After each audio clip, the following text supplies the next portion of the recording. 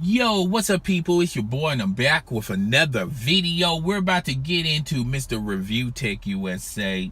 And he had his foot in his mouth a month ago. Basically, YouTube came out with the new requirements, the new recommendations to continue to have ad support, making ad revenue on your videos. And their new requirements are you got to have over 4,000 hours of watch time. You also have to have 1,000 subscribers.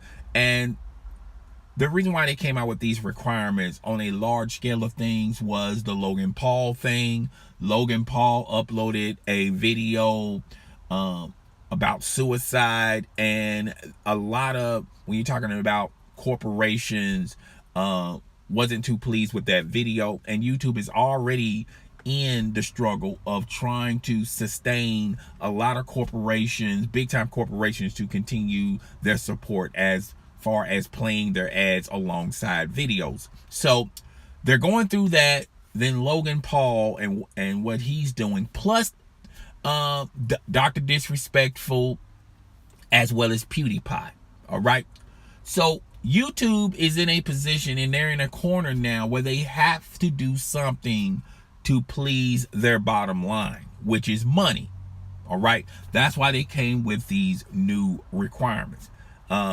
Which, by the way, a lot of these new requirements is not going to disable Logan Paul. Logan Paul has already met those requirements. All right.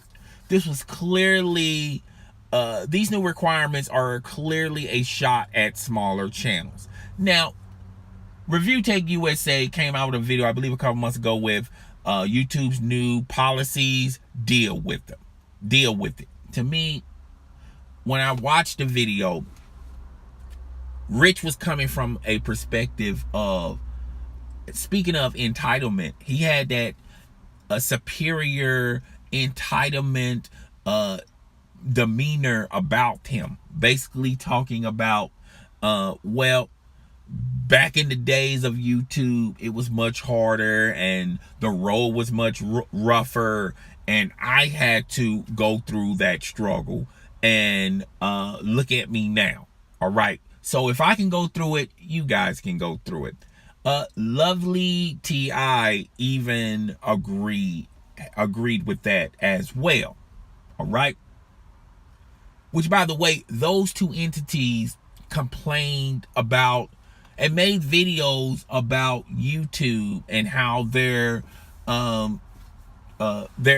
being strict with a lot of controversial videos and a lot of controversial topics, striking, taking away ad revenue from those types of videos. And I remember Lovely Ti made several videos talking about how now her videos don't make her income, do not make her income, and she was teetering on the fact of stop doing videos on YouTube. Review Tech USA made a similar video like that, basically telling their subscriber base that if we don't do something about this, YouTube is going to literally die off, and they're going to stop presenting content on YouTube, telling their subscriber base to get their pitchforks out and complain to YouTube. All right. And now when the roles are reversed, and now they're clearly sending a shot to smaller channels. Now, these two people like Lovely Ti and Review Tech USA, they're turning a blind eye at the smaller content providers. Now, a lot of people are thinking, well, if you eliminate all the small content providers, that equals to more revenue for these bigger content providers. Now, I don't believe in conspiracy theories. That may have a point, but where I'm coming from the perspective of if it wasn't good for these larger corporations when YouTube came with these policies striking controversial videos, then these larger content providers have to fight the good fight for the smaller content providers. All right. Now, Review Tech made a video, I think a couple of days ago, basically apologizing for his behavior and his attitude on his recent video that a lot of people are being very critical on, me included, and basically saying, you know what, hindsight being 50-50, if I had to do it all over again, I probably would have done it a little different. I can understand why people felt like my demeanor was superior, and this, that, and the third.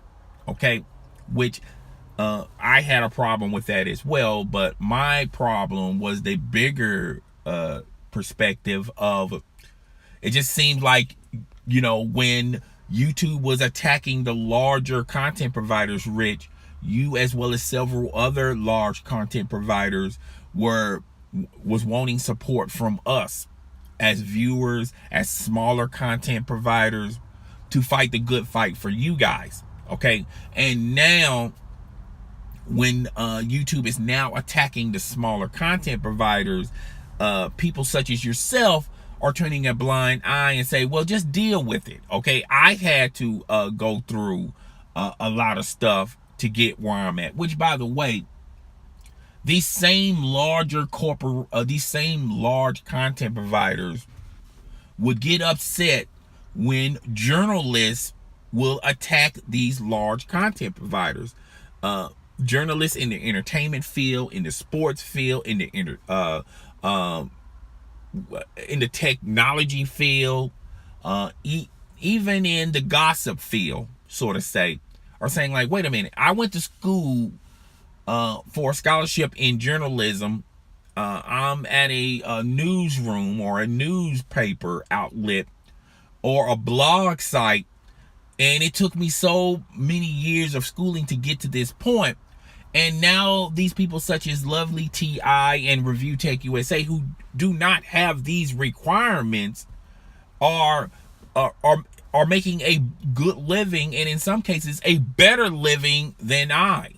Okay, and a lot of these large corporate, a lot of these journalists had this viewpoint about content providers, the larger content providers on YouTube. Once again, entities such as ReviewTechUSA and others made videos about it, letting everyone know, hey, get your pitchforks out, you know, fight the good fight with us.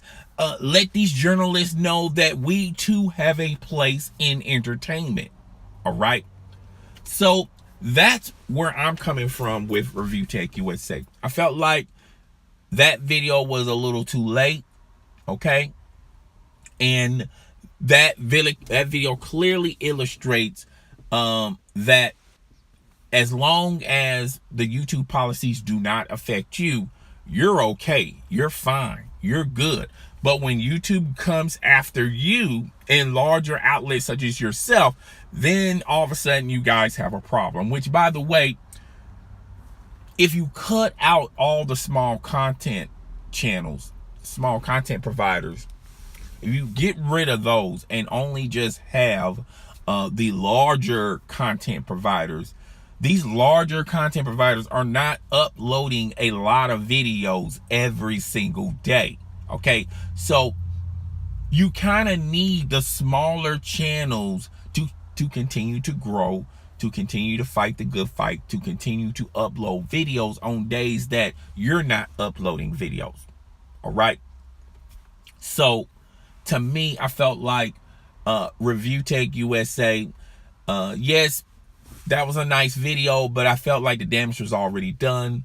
I felt like this was a type of video you should have made a couple of weeks back to save face somewhat.